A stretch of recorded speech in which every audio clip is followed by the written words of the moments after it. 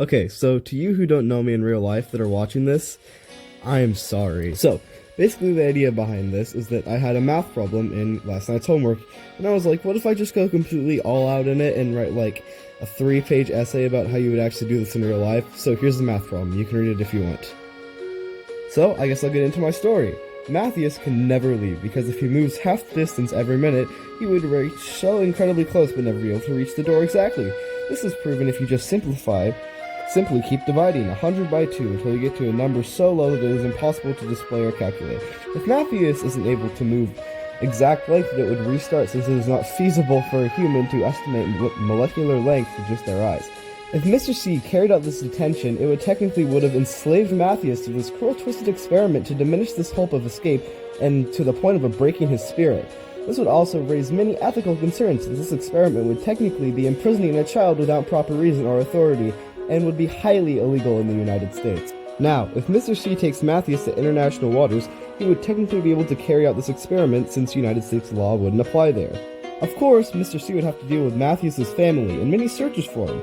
But if Mr. C were to stow away Matthias in a cargo ship, he might be able to carry out his little experiment, as long as he steered clear of any country borders. Since Mr. C is effectively forbidden from entering any countries, in fear that Matthias would be found, he would have to live out his life on the cargo ship. Mr. C would also have to live off the supplies of a cargo ship.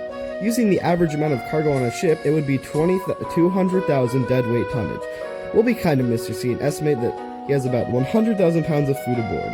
Since there's about 20 to 30 crew members and on average cargo ship, plus 2 others, they would have 32 mouths to feed.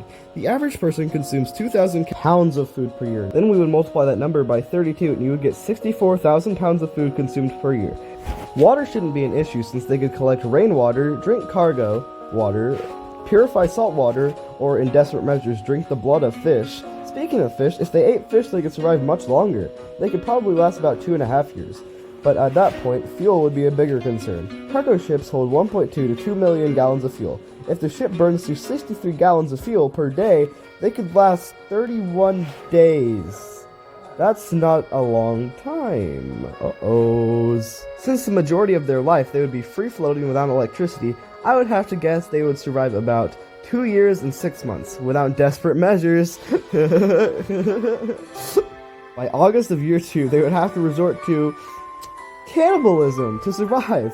Since each man weighs about 200 to 300 pounds, if you consume all but Matthias, you would get 5,859,000 calories to share between Mr. C and Matthias.